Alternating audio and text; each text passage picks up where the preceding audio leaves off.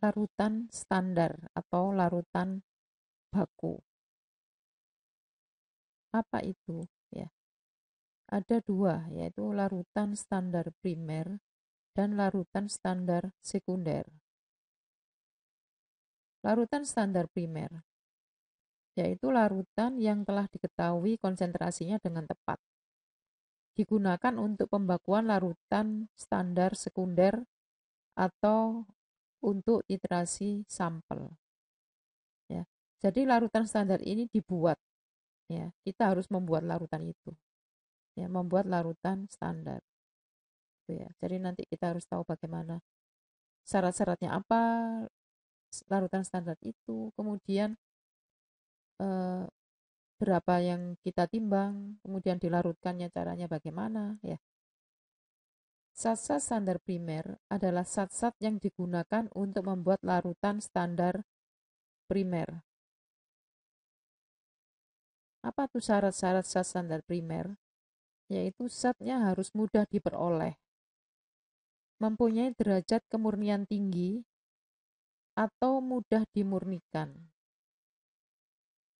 Ya, jadi dia itu mempunyai derajat kemurnian tinggi hampir 100%. Jadi 99,99 lah seperti itu ya. Jadi standar primer. Kemudian dia mudah dimurnikan. Misalnya kalau kita menggunakan standar primer misalnya NaCl ya, NaCl yang murni itu bisa digunakan sebagai standar primer. Tapi karena dia sifatnya higroskopis maka dia harus dimurnikan. Artinya dia diuapkan dulu dari air itu ya, jadi air konstitusi ya, air lembab yang ada di NaCl itu harus dipanaskan ya pada temperatur 110 dulu ya, kemudian 1 jam 2 jam begitu, kemudian nanti dikeringkan di desikator, kemudian baru digunakan untuk zat standar primer. Tapi tetap hati-hati karena dia higroskopis ketika menimbang itu ya, ketika menimbangnya harus hati-hati dan tidak boleh terlalu lama untuk proses menimbangnya, sehingga kesempatan dia untuk menyerap air dari udara itu kecil gitu ya, sehingga nanti kesalahannya rendah. Ya, ini maksudnya mudah dikeringkan sebaiknya pada 110 sampai 120 derajat Celcius. Padahal kan titik didihnya air sekitar 100 ya 100 derajat ya untuk air murni. Tapi karena ini air yang ada di dalam garam, nah tentunya dia mempunyai titik didih lebih tinggi daripada air murni itu sendiri. Maka itu biasanya kalau kita mengeringkan bahan untuk menentukan kadar airnya atau menghilangkan airnya itu di temperatur 110 sampai 120 ya. Dan mudah dipertahankan dalam keadaan murni atau stabil ya. Kemudian zat-zat tidak boleh berubah oleh pengaruh udara selama penimbangan. Ya, misalnya higroskopis tadi, NaCl tadi. Maka itu kalau untuk menghindari itu maka menimbangnya cepat ya. Jadi kita sudah bisa memperkirakan berapa banyaknya ya yang kita timbang itu sudah dihitung, kemudian berapa banyaknya ketika kita menimbang itu sudah terbiasa gitu ya. Kemudian ya zatnya tidak boleh berubah oleh pengaruh udara selama penimbangan, misalnya higroskopis atau mudah teroksidasi oleh udara atau dipengaruhi oleh CO2. Ya. Contoh ya zat yang dipengaruhi oleh CO2 adalah NaOH ya, maka itu NaOH itu bukan standar primer, dia standar sekunder. Dia bisa menyerap CO2 dari udara. Ya. Zat standar ini harus dapat diuji terhadap zat-zat pengotor dengan uji kualitatif atau uji lain yang kepekaannya diketahui. Jumlah zat pengotor tidak boleh di atas 0,01 sampai 0,02%. Ya, jadi pengotornya tidak boleh lebih dari ini. Kemudian zat harus mempunyai berat ekivalen tinggi. Ya tadi kalau menimbang tadi kan dasarnya BE ya, berat ekivalen. Ya, tadi seperti berat ekivalennya KM-4 tadi kan BM-nya dibagi 5. Lah itu kan membuat pembaginya itu kan 5. Jadi membuat nanti beratnya menjadi kecil kan begitu ya. Kalau BM-nya besar maka pembaginya meskipun besar angka itu masih besar sehingga waktu ditimbang tadi tidak mengakibatkan banyak kesalahan ya.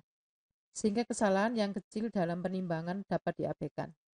Ketelitian dalam menimbang biasanya adalah 0,1 sampai 0,2 mg untuk ketelitian 1/1000. Perlu digunakan zat-zat yang beratnya paling sedikit adalah plus min 0,2 mg. Nah, jadi punya BM tinggi itu tadi tujuannya itu, sehingga nanti kalau kita ingin membuat larutan 100 ml ya, misalnya konsentrasi 0,1, maka nimbangnya itu setidaknya minimal 0,1 gram ya. Itu sehingga kesalahannya nanti kecil. Zat mudah larut dalam kondisi yang digunakan ya. Jadi untuk zat standar primer itu harus mudah larut.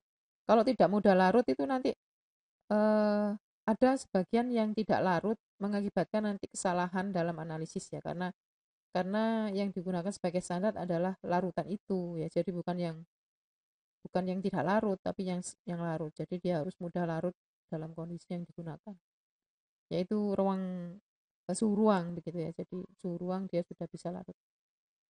Bereaksi secara stoichiometri ya, jadi jelas ya dengan zat yang ditentukan. Kesalahan titrasi harus dapat diabaikan. Jadi reaksinya itu harus jelas ya dalam titrasi itu ya. Ini terutama kan tujuannya untuk titrasi tadi. Bereaksi secara stoichiometri dengan zat yang ditentukan. Ya, jadi artinya itu misalnya NaOH plus HCl menjadi NaCl plus H2O. Lah itu kan jelas stoichiometrinya. Ya, tidak ada reaksi samping dan sebagainya. Beberapa contoh zat standar primer. Titrasi asam basa, contohnya natrium karbonat. Jadi natrium karbonat itu ada yang diperoleh dalam keadaan murni ya. Jadi dia bisa digunakan sebagai standar titrasi asam basa ya. Jadi ini bersifat basa sehingga bisa untuk membaku HCl itu. Kemudian ada lagi Na2B4O7 10H2O, lain namanya boraks. Ya, natrium boraks. Ini 10H2O ya. Jadi nanti kalau misalnya ada soal ya, atau kalian disuruh membuat larutan boraks ya, itu ini ada 10H2O. Jadi harus diperhitungkan dalam menimbangnya nanti. Ya, jadi nanti maka itu harus dilihat etiketnya ya. Etiketnya itu BM-nya ini berapa. Ya, jadi kita harus menimbang itu. Jadi harus ada air kristal, maksudnya air kristalnya ini diikutkan kalau memang di situ ada air kristal. Ini untuk membaku asam ya, jadi sifatnya dia basa, maka digunakan sebagai standarisasi asam, misalnya asam HCl. HCl itu standar sekunder juga ya, dia bukan primer ya, karena HCl ditemukan dalam murni itu tidak ada ya. Dan sifat-sifatnya juga HCl itu kalau HCl pekat juga dia bisa menguap ya, menghasilkan gas HCl seperti itu. Kemudian H2C2O4, 2O ini juga standar primer ya, jadi ada 4 ini. Tapi yang sering kita gunakan nanti adalah untuk membaku NaOH menggunakan oksalat ini, asam oksalat. Kemudian untuk membaku HCl menggunakan Na2B4O7 10H2O ini. Ini tidak pernah ya, tidak pernah kita gunakan. Seandainya pun ini tidak punya boraks, ini bisa digunakan asalkan dia murni ya. Kemudian titrasi argentometri itu standarnya adalah NaCl ya, tentunya NaCl murni ya, jadi bukan garam-garam yang digunakan untuk masak itu ya, itu juga NaCl, tapi kan kemurniannya diragukan ya, meskipun itu kadar NaCl-nya juga tinggi 98 atau berapa gitu ya, tapi kan banyak pengotor yang lain ya, jadi nanti akan mengganggu analisis. Dan nanti itu garam dapur pun itu bisa ditentukan kemurniannya nanti itu ya, bisa ditentukan kemurnian dari garam dapur dengan cara apa? Titrasi argentometri. Kemudian KCl itu juga standar primer ya, jadi dia punya kemurnian yang tinggi ya, tentunya ya yang PA itu ya, proanalisis. KBr juga bisa, tapi yang paling sering adalah NaCl ya. Di antara semua ini mungkin dibandingkan KCl ya, NaCl itu lebih murah ya, yang direaksikan kan CL-nya. Kemudian kalau dibandingkan dengan KBr ini pasti mahal, dan kemudian kesalahan titrasi dan sebagainya itu NaCl ini lebih mudah penentuannya, Cl- lebih mudah daripada Br- gitu ya. Maka dari itu NaCl ini digunakan sebagai standar primer ya untuk reaksi argentometri. Kemudian ada titrasi redox ya, yang sebagai standar primernya adalah K2Cr2O7 ya. Kalium bikromat warnanya apa? Jingga ya. Kemudian KBRO3 bisa, KiO3 bisa. Ya, ini yang sering digunakan untuk titrasi redox ya. Daripada dua ini ya, KiO3. Ini sebagai standar primer. Kemudian AS2O3 ini juga bisa, tapi ini bahaya ya karena dia beracun, sangat beracun. Ya, tapi kalau misalnya kita bisa membuat larutan arsen ya, misalnya dengan konsentrasi tertentu, itu bisa saja langsung menggunakan AS2O3 dilarutkan dengan dalam NaOH, jadi natrium arsenat. Atau dilarutkan dalam HCl pekat, ya. Itu menjadi AsCl3, jadi nanti AS-nya AS3+. Kalau dilarutkan dalam NaOH menjadi arsenat, ya. Jadi nanti sebagai anionnya kalau dengan NaOH, tapi kalau dengan menggunakan pelarut HCl pekat itu nanti dia sebagai kation. Kemudian Na2C2O4 22O. Ini bisa juga untuk redox ya, jadi permanganometri menggunakan ini. Selain ini. Nah, tapi dari semua ini yang nanti digunakan dalam praktikum kita dan yang paling sering digunakan adalah nanti borat ini ya. Kemudian oksalat, kemudian NaCl dan KiO3. Yang lainnya hampir tidak pernah ya. Karena itu adalah yang paling mudah ya. Kemudian derajat kemurnian dari bahan-bahan kimia ya. Jadi bahan-bahan kimia itu mempunyai derajat kemurnian.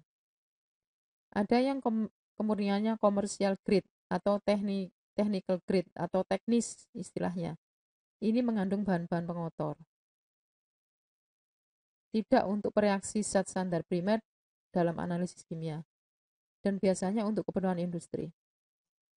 Tetapi di lab kita juga ada yang kita menggunakan yang teknis, misalnya etanol teknis begitu ya. Etanol teknis, kemudian N-heksan teknis gitu ya. Tujuannya untuk apa? Biasanya nanti tujuannya untuk ekstraksi gitu ya, nanti di kimia organik gitu ya. Misalnya ekstraksi tanaman ya itu nanti di cara-cara pemisahan seperti itu ya. Jadi untuk mengambil lemak dan sebagainya itu mungkin tidak terlalu dibutuhkan eh, grade yang tinggi ya. Dan biasanya itu sebelum digunakan tuh etanolnya itu didestilasi dulu sehingga paling tidak itu lebih mendekati murni gitu ya. Gitu ya. Jadi untuk keperluan industri itu komersial grade.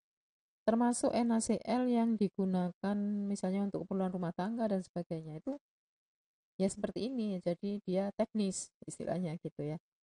Dan harganya ya jauh lebih murah daripada yang mempunyai ini kemurnian tinggi gitu ya. Misalnya gula lah 1 kilo itu berapa sih paling mahal 15.000 ya.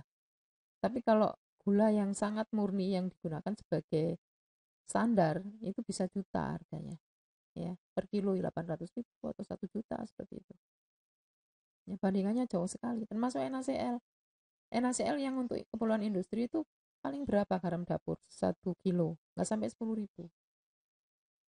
Tapi kalau yang apa yang mempunyai kemurnian tinggi ya mahal ya, 700.000 atau berapa gitu per kilonya ya, jadi jauh sekali. Termasuk etanol tadi ya, etanol kalau misalnya teknis hanya berapa per liter. Kalau yang untuk yang murni mahal ya.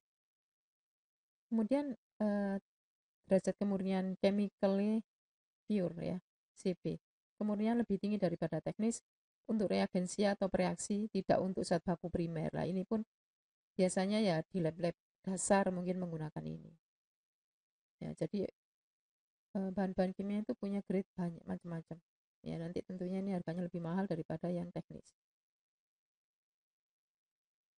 Kemudian ada yang ini, pro-analisis. Ya, jadi ini untuk analisis. Kemudian ada yang GR ini ya, guaranteed reagent. Ada batas kadar maksimum zat-zat pengotor. Jadi di situ ada tulisan, maksudnya ada di etiketnya itu ada kadarnya dia berapa ya, kemudian di situ ada pengotor-pengotornya apa saja. Untuk reagensia dan baku primer dalam volumetri. Ya, kemudian ini ada lagi primary standard grade. Kemurniannya hampir mendekati 100%. Lebih murni daripada proanalisis. Tujuannya adalah mikroanalisis, analisis dengan ketelitian tinggi, dengan alat-alat yang peka. Jadi kalau misalnya kita mau analisis dengan konsentrasi yang sangat kecil, tentunya kita jangan menggunakan reagen yang banyak pengotornya ya, harus banyak ini murni gitu ya. Bahkan airnya juga ya, airnya juga harus begitu. Kemudian ada supra pure, kemurniannya paling tinggi untuk penelitian dengan alat canggih misalnya HPLC. Ini HPLC ini misalnya etanolnya aja khusus ya, etanolnya khusus, bahkan ada saringan khusus untuk menyaring etanol ya. Kalau enggak itu kolomnya rusak nanti. Ya, jadi tingkat kemurnian itu macam-macam dan negaranya macam-macam. Nanti itu kadang satu perusahaan gitu ya, itu nanti mempunyai macam-macam grade ini. Jadi ini harganya berapa, kalau yang ini harganya berapa, begitu ya. Semakin murni tentunya semakin mahal. Itu tadi standar primer ya. Kemudian bagaimana standar sekunder? Pada analisis volumetri atau titrimetri sering memerlukan larutan titer ya, yang untuk nitrasi. Tetapi larutan titer tersebut tidak memenuhi syarat sebagai larutan baku primer karena sifat zatnya tidak stabil, higroskopis dan sebagainya. Misalnya NaOH, KMNO4, agenitrat, HCl dan lain-lain. Nah, ini nanti kita sering menggunakan ini ya. Jadi nanti ini semua kita gunakan. Tapi ini semua ini adalah standar sekunder ya. Ini semua adalah standar sekunder.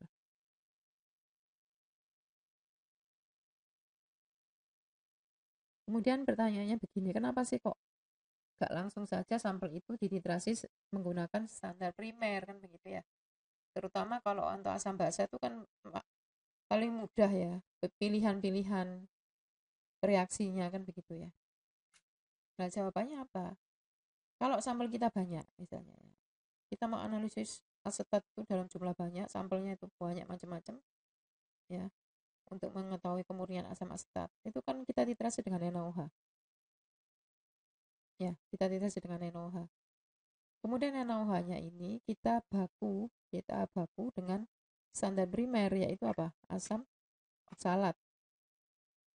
Terus kemudian kita sebetulnya punya standar asam natrium boraks tadi ya, Na2B4O7 tadi ya, itu kan sebetulnya standar basa ya untuk titrasi asam. Kenapa nggak langsung asam-asam asetat tadi dititrasi dengan itu gitu ya? Kenapa? Nah, itu kan nanti kalau langsung dititrasi dengan itu asam boraks ya. Maksudnya natrium boraks ya. Itu nanti kan mahal biayanya. Asam asetat kita banyak. Kemudian boratnya itu karena kemurnian tinggi, maka dia mahal ya. Kemudian ketika titrasi kita akan harus menggunakan natrium boron yang jumlahnya banyak. Ya. Kemudian yang kedua, yang ini justru nggak bisa ya. Jadi natrium boraks ya, atau boraks itu sendiri itu kan lemah. Ya, basa tapi lemah. Kemudian asam asetat juga lemah. Lemah-lemah titrasinya jadi jelek gitu ya. Begitu. Nggak boleh jadi titrasi lemah-lemah. Nah, jadi kenapa sih ada primer sekunder itu seperti itu? Termasuk KMNO4 juga begitu ya. Jadi nanti ini misalnya untuk titrasi arsen ya. Arsen kita titrasi dengan KMNO4. Ya, kemudian KMNO4 ini dibaku dengan asam oksalat. Begitu, dibaku dengan asam oksalat. Kemudian agenitrat ini nanti untuk titrasi menentukan kemurnian NaCl gitu misalnya, atau menentukan NaCl yang ada pada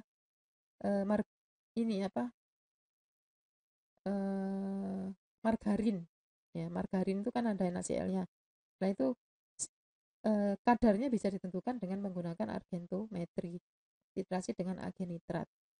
Nah agenitrat sendiri ini nanti dibakukan dengan NaCl. Kemudian NaCl ini juga baku sekunder ya kan. Nah, ini nanti misalnya untuk menentukan basa gitu ya, titrasi basa. Ya, misalnya menentukan amonia dan sebagainya. Atau menentukan karbonat, ya. Larutan-larutan tersebut dapat digunakan untuk titrasi, tetapi harus dibakukan dengan larutan baku primer. Larutan yang dibakukan ini disebut larutan baku sekunder. Contoh titrasi asam asetat dengan NaOH. Larutan NaOH adalah larutan baku sekunder. Larutan H2C2O4 atau asam oksalat adalah larutan baku primer. Ini kalau dalam bentuk garam asli kan ada 2C2O4 10H2 2H2O ya. Tapi kalau dia sudah dalam bentuk larutan maka H2O-nya tadi hilang. Jadi nulisnya larutan H2C2O4. Ya, jadi titik 2H2O-nya sudah tidak ada ya karena ini sudah dilarutkan dalam air ya. Ini adalah larutan baku primer. Kemudian larutan asam asetat ini adalah larutan sampel. Ya, jadi bisa misalnya untuk menentukan kemurnian asam asetat, untuk menentukan kandungan asam cuka yang beredar di pasaran. Kan mereka menulisnya misalnya 25%. Apakah benar 25%? Mari kita buktikan dengan cara ini. Bisa kan? Nah, selamat belajar. Jika ada yang perlu ditanyakan, silakan ditanya.